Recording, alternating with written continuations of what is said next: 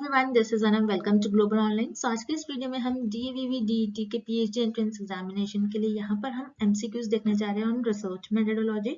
सो मैं आपको बता दूं, यहाँ पर इस सेशन में मैंने जो भी एमसीक्यूज आपके साथ डिस्कस करा है, काफी डिटेल में सारे एमसीक्यूज को सॉल्व कर रखा है। हिंदी इंग्लिश बायलिंगुअल लैंग्वेज में इस सेशन आपको देखने मिलेगा। आपका हर एक डाउट क्लियर हो जाएगा। तो आपके जो भी क्वेश्चन है आप मुझे कॉमेंट करके पूछ सकते हो। और उसी के साथ साथ जैसे कि आप स्क्रीन पर देख सकते हो, for your paper 1 and for your paper 2 आपको कोर्स प्रोवाइड कर रहे हैं विद 100% पासिंग गारंटी।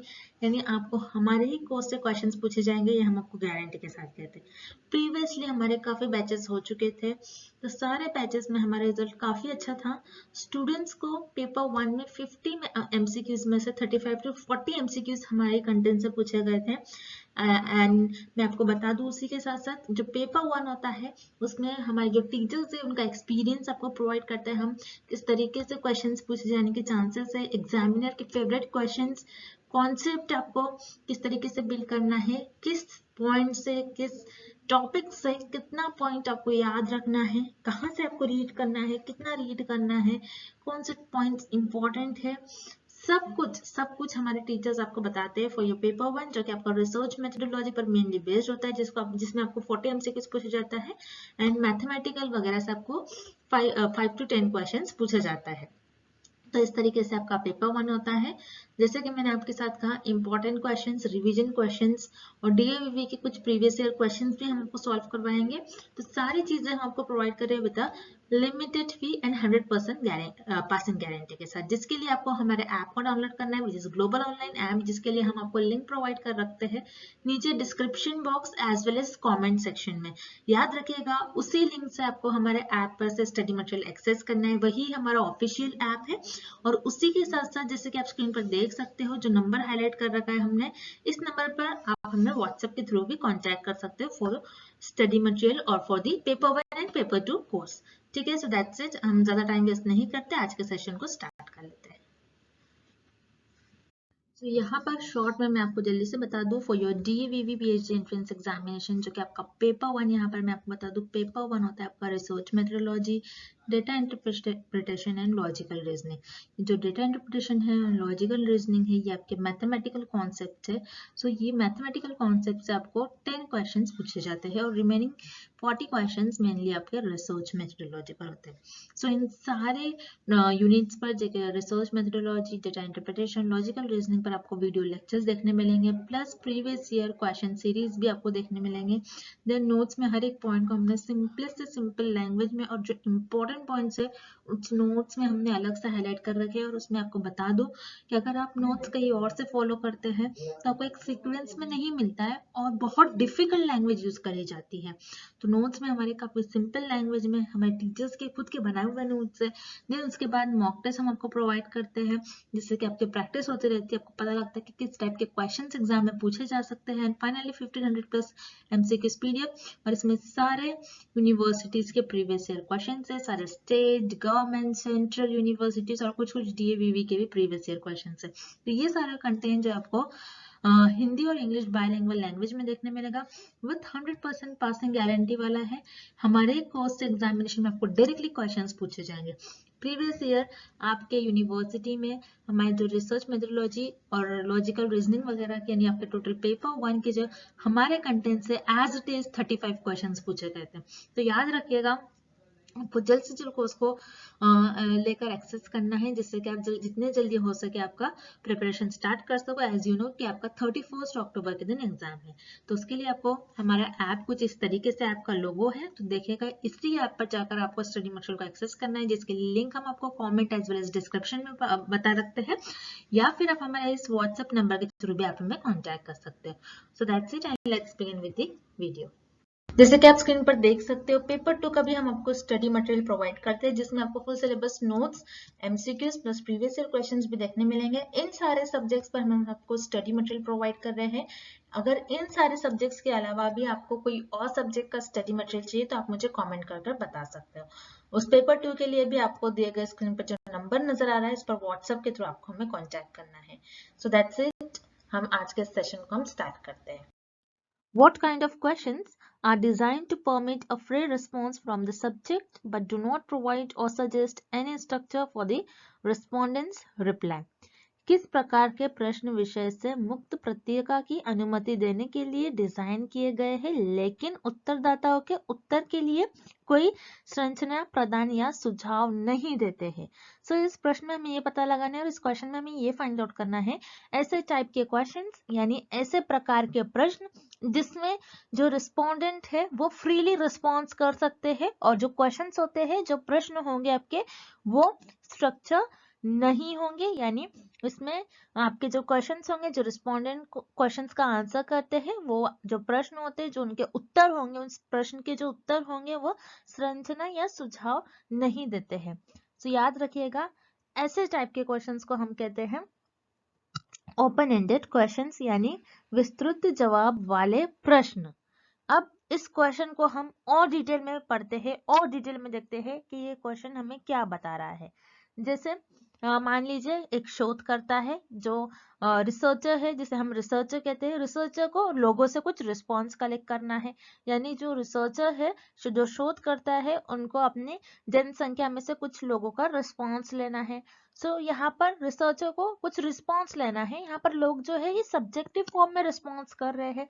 मतलब जैसे फॉर एग्जाम्पल आप आपके एग्जाम में मान लीजिए कोई पेपर लिख रहे हो उसमें आपको सब्जेक्टिव फॉर्म में लिखना है, यानी लॉन्ग आंसर टाइप क्वेश्चन जो होते हैं जिसमें आप सब्जेक्टिव फॉर्म में आंसर लिखते हैं, जिसमें आपको एमसीक्यूज नहीं पूछा जाता है बल्कि आप आपके ओपिनियन आगे रख सकते हो उस क्वेश्चन के आंसर में यानी उस प्रश्न के उत्तर में।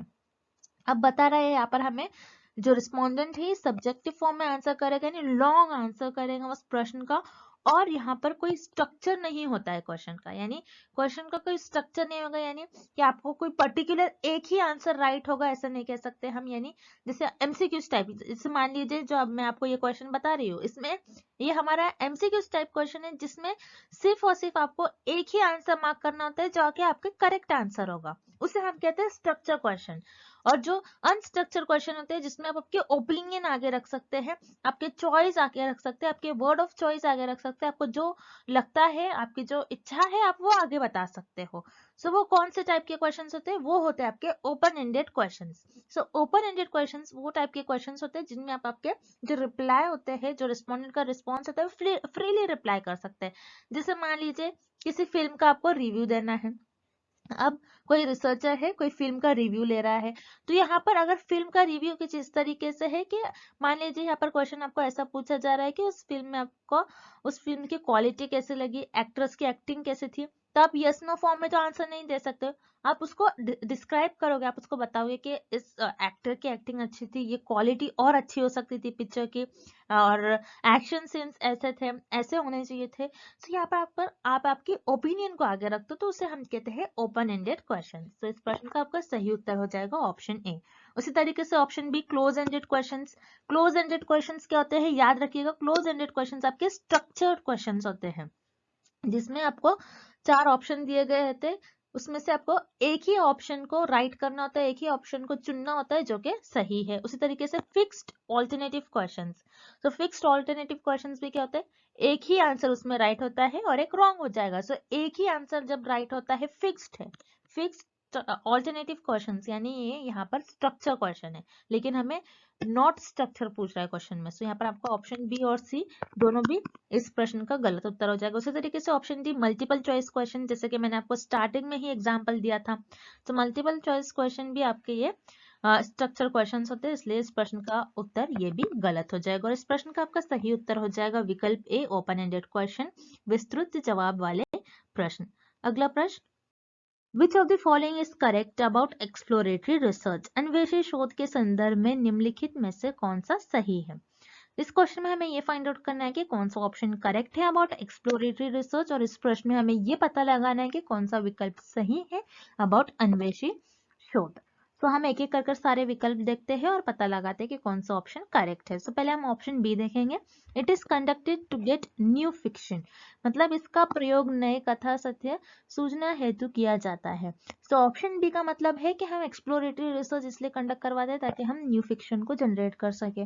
फिक्शन का मतलब क्या होता है आपको ये पता होना चाहिए। फिक्शन जो इमेजिनेशन से क्रिएट की जाती है, जैसे कोई स्टोरी है जो इमेजिनेशन से क्रिएट की जाती है, जैसे स्पाइडरमैन की स्टोरी, ये इमेजिनेशन से क्रिएट की गई, वो रियलिटी में एग्जिस्ट नहीं करता है, लेकिन वो इमेजिनेशन की बेसिस पर क्रिएट करी गई। तो एक्सप्लोरेटरी रिसर्च में हम कोई चीजों को इमेजिनेशन के बेसिस पर नहीं कंडक्ट करवाते। एक्सप्लोरेटरी रिसर्च में हम इमेजिनेशन को नहीं जनरेट करते हैं, कोई न्यू फिक्शन को नहीं बताते।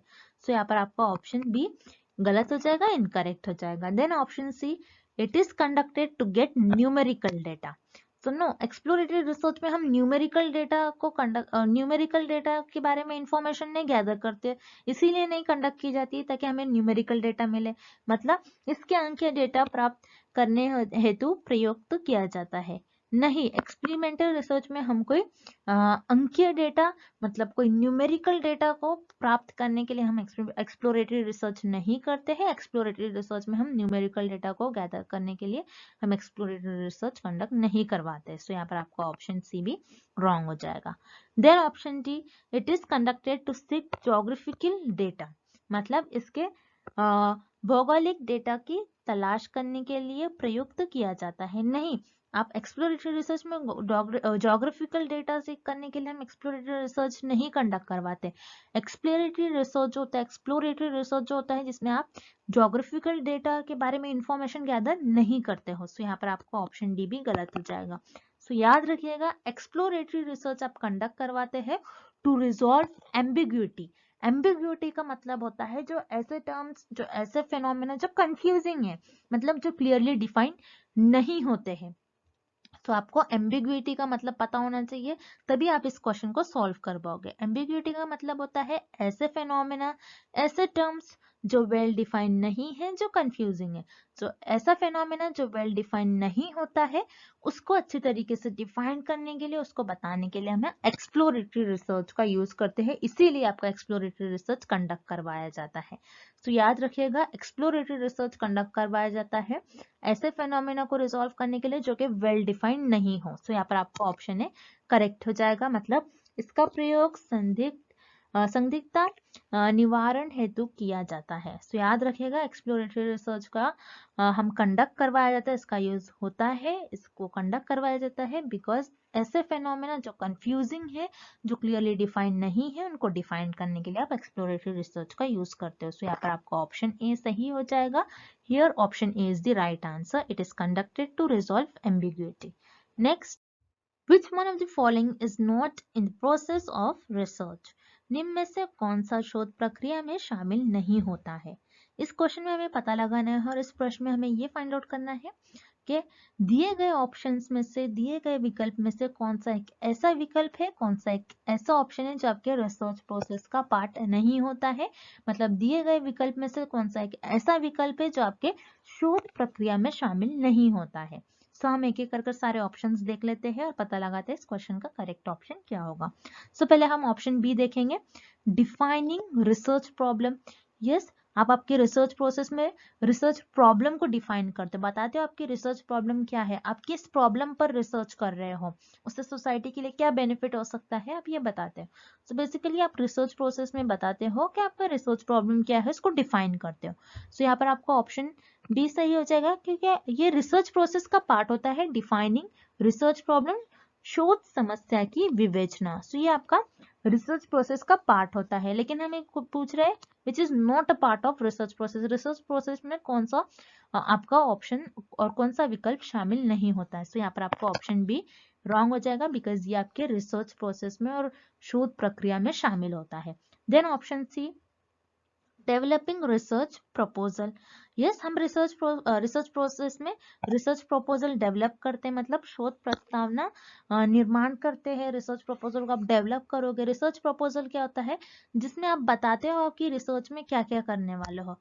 बेसिकली आप यहाँ पर सारे आपके प्लान बताते हो कि आप किस तरीके से रिसर्च करने वाले हो, क्या करने वाले हो, कितना आपको फंड लगने वाला है, किस तरीके से आप करने वाले हो। सो रिसर्च प्रपोजल आप आपके गाइड को दोगे या फिर आप आपके कम्युनिटी को देंगे और उसके थ्रू आप बताओगे कि आपका रिसर्च में आप किस तरीके से आप रिसर्च करने वाले, आपको कितना फंड लगने वाला है। तो ये सारी चीजें आप आपके रिसर्च प्रपोजल में बताते हो। तो रिसर्च प्रपोजल ये आपके रिसर्च प्रोसेस का पार्ट होता है और this is very important part. अगर आपकी रिसर्च प्रपोजल अप्रूव होती है तो ही आप आगे रिसर्च कर पाते हो। तो यहाँ पर डेवलपिंग रिसर्च प्रपोजल मतलब शोध प्रस्तावना निर्माण, ये आपका रिसर्च प्रोसेस का पार्ट होती है, मतलब आपके शोध प्रक्रिया में ये स्टेप्स शामिल होती है। सो यहाँ पर आपका ऑप्शन सी भी रॉन्ग हो जाएगा। Then option D sampling design, जिसे हम कहते हैं डिजाइन का नमूनाकरण। मतलब आप सैम्पलिंग डिजाइन बताओगे रिसर्च के प्रोसेस में, मतलब आप किस तरीके से आपके सैंपल्स को सिलेक्ट करने वाले हो, कौन सा सैम्पलिंग मेथड यूज करने वाले हो, आपकी पॉपुलेशन कितनी होगी, सैंपल के लिए आपने किन किन मेंबर्स को चूज करा है, आप किस पर स्टडी परफॉर्म करें। तो यहाँ पर आप आपके सैंपल्स रिलेटेड सारी इंफॉर्मेशन बताते हो, आप किस तरीके से सैंपल के थ्रू आप इंफॉर्मेशन गैदर करने वाले हो। तो ये भी आपके रिसर्च प्रोसेस का पार्ट होती है। सो यहाँ पर आपका ऑप्शन डी भी रॉन्ग हो जाएगा, सैम्पलिंग डिजाइन मतलब डिजाइन का नमूनाकरण। सो यहाँ पर आपका जो करेक्ट ऑप्शन हो जाएगा वो हो जाएगा option A creating fiction work. Creating fictional work मतलब जिसे हम कहते हैं कथा सत्य का निर्माण। मतलब यहाँ पर आपका जो ऑप्शन ए है ये सही है। रिसर्च प्रोसेस में आप फिक्शनल वर्क को बताते नहीं हो, फिक्शनल वर्क को क्रिएट नहीं करते। जैसे हमने प्रीवियस क्वेश्चन में ही देखा, फिक्शनल वर्क क्या होता है? फिक्शनल वर्क जिसे हम इमेजिनेशन से क्रिएट करते हैं। जैसे मैंने आपको बताया स्पाइडरमैन स्टोरी, जो इमेजिनेशन से क्रिएट की जाती है, जो रियल लाइफ में एग्जिस्ट नहीं करती है, वो फैक्ट नहीं होता है, लेकिन हम खुद से बनाते हैं, हम अपनी इमेजिनेशन से वो चीजों को क्रिएट करते हैं, उसे हम कहते हैं फिक्शनल वर्क। सो रिसर्च प्रोसेस में आपके हम फिक्शनल वर्क को क्रिएट नहीं करते हैं। सो यहाँ पर आपका ऑप्शन करेक्ट हो जाएगा। नेक्स्ट, शोध प्रारूप डिजाइन का मुख्य कार्य है। Main task of research design is. इस प्रश्न में हमें ये पता लगाना है आपके जो रिसर्च डिजाइन होती है, शोध प्रारूप होता है, इसका मुख्य कार्य क्या होता है, मतलब आपकी जो रिसर्च डिजाइन होती है उसका मेन टास्क क्या होता है, और रिसर्च डिजाइन का मेन टास्क हमें किस ऑप्शन में दिया गया है, और आपके जो शोध प्रारूप है इसका मुख्य कार्य हमें किस विकल्प में दिया गया है, हमें यह पता लगाना है। सो रिसर्च डिजाइन आपकी जो शोध प्रारूप है ये होती क्या है, आपको पहले तो ये पता होना चाहिए। सो रिसर्च डिजाइन क्या होता है, जिसे हम रिसर्च में ब्लूप्रिंट भी कहते हैं। आपको याद रखना है, बहुत इंपॉर्टेंट है। रिसर्च डिजाइन को हम ब्लूप्रिंट भी कहते हैं। सो रिसर्च डिजाइन में आप प्लानिंग करते हो, आप पहले से ही डिसाइड कर लेते हो, आप पहले से ही सोच विचार कर लेते हो कि आप किस तरीके से आपकी जो रिसर्च है उसमें किस तरीके से आप प्रॉब्लम को इन्वेस्टिगेट करोगे, आप किस तरीके से रिसर्च परफॉर्म करोगे, आप आपकी जो शोध है उसमें किस तरीके से हर एक कार्य को निभाओगे, आप सारी चीजें आपके शोध प्रारूप में बता देते हो। तो आपकी जो रिसर्च डिजाइन होती है इसमें आप प्लानिंग करते हो बेसिकली कि आप आपके रिसर्च में किस तरीके से डेटा कलेक्ट करोगे, किस तरीके से रिसर्च में आप सैंपल सेलेक्ट करोगे, किस मेथड से आप सैंपल लोगे, और किस वे से आप डेटा को कलेक्ट करोगे, कहाँ से डेटा कलेक्ट करने वाले हो, आप रिसर्च में जो जो चीजें आप करने वाले हो सारी चीजें आप रिसर्च डिजाइन में बता देते हो। तो याद रखिएगा, शोध प्रारूप जिसे हम रिसर्च डिजाइन कहते हैं, इसे हम ब्लूप्रिंट भी कहते हैं रिसर्च में, जिसमें आप हर एक चीज में प्लानिंग कर लेते हो, आपके रिसर्च में आप किस तरीके से सारी चीजें करने वाले हो, आपकी जो रिसर्च प्रॉब्लम है उसको एक तरीके से इन्वेस्टिगेट करते हो, आपकी जो रिसर्च की समस्या होती है, आपकी जो शोध की समस्या होती है उसको आप किस तरीके से हल करने वाले हो, उसकी सारी आप प्लानिंग बता देते हो। सो उसे हम कहते हैं रिसर्च डिजाइन और शोध प्रारूप। सो यहाँ पर आपका जो ऑप्शन सी है, to explain how research problem will be investigated, मतलब शोध समस्या का अनुसंधान कैसे होगा इसकी व्याख्या करना। मतलब आप यहाँ पर आपकी जो शोध है, शोध की आपकी जो भी प्रॉब्लम है, जो भी समस्या है, उसका आप किस तरीके से उसको हल करने वाले हो, किस तरीके से आप उसको करने वाले हो, ये सारा आप बता देते हो आप आपकी शोध प्रारूप में। सो इस प्रश्न का सही उत्तर हो जाएगा आपका विकल्प सी, शोध समस्या का अनुसंधान कैसे होगा इसकी व्याख्या करना। To explain how the research problem will be investigated, research problem को किस तरीके से इन्वेस्टिगेट करोगे, किस तरीके से उस प्रॉब्लम का जो भी समस्या है उसका आप किस तरीके से सॉल्व करोगे, उसको आपको किस तरीके से उसको हल निकालोगे ये आप बताते हो आपके रिसर्च डिजाइन में। तो इस प्रश्न का आपका सही उत्तर हो जाएगा ऑप्शन सी। अब जो रिमेनिंग ऑप्शन है उन्हें भी हम देख लेते हैं। Option A, to seek information from others, मतलब दूसरों से जानकारी हासिल करना। नहीं, रिसर्च डिजाइन का कोई मेन टास्क ये नहीं होता कि आप दूसरों से जानकारी हासिल करें। तो यहाँ पर जो आपका विकल्प है ये गलत हो जाएगा। Then option B, to identify groups of investigation, मतलब अन्वेषण के लिए समूह को पहचान करना। नहीं, आप किसी ग्रुप इन्वेस्टिगेशन को आइडेंटिफाई नहीं करते हो रिसर्च डिजाइन में, तो यहाँ पर आपको विकल्प बी भी गलत हो जाएगा। Then option D, to underline the work done, किए गए कार्य की संख्याकित करना। नहीं, आप रिसर्च डिजाइन कर रहे हो तो आप प्लानिंग कर रहे हो। अब जो वर्क हो गया आप उस पर तो रिसर्च नहीं करोगे, जो वर्क करा गया है, रिसर्च वर्क डन बता रहा है यहाँ पर, मतलब आपने कार्य कर चुका है उसको आप अंडरलाइन कर रहे हो। नहीं, आप ये रिसर्च डिजाइन में नहीं करते। सो यहाँ पर ऑब्वियसली आपका जो विकल्प डी है ये गलत हो जाएगा, इस प्रश्न का सही उत्तर नहीं होगा। सो इस प्रश्न का आपका सही उत्तर हो जाएगा विकल्प C, to explain how the research problem will be investigated. शोध समस्या का अनुसंधान कैसे होगा इसकी व्याख्या करना। अगला प्रश्न, ANOVA was given by, ANOVA द्वारा दिया गया था। सो इस क्वेश्चन में हमें पता करना है कि एनोवा ये किस साइंटिस्ट के द्वारा ये नाम दिया गया था, ये टर्म दिया गया था। सो याद रखिएगा, एनोवा ये R.A. फिशर यानी रोनाल्ड फिशर इस साइंटिस्ट ने दिया था इन द ईयर 1918 में रोनाल्ड फिशर यानी R.A.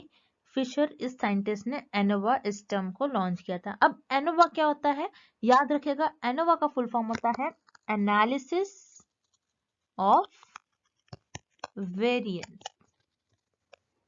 अब एनोवा किस लिए हम यूज करते हैं, सो याद रखिएगा, एनोवा एक स्टैटिस्टिकल टूल होता है, एक स्टैटिस्टिकल टेस्ट होता है जिसे हम ये टेस्ट करने के लिए देखते हैं कि 2 से ज्यादा सैंपल के मीन को कंपेयर करने के लिए।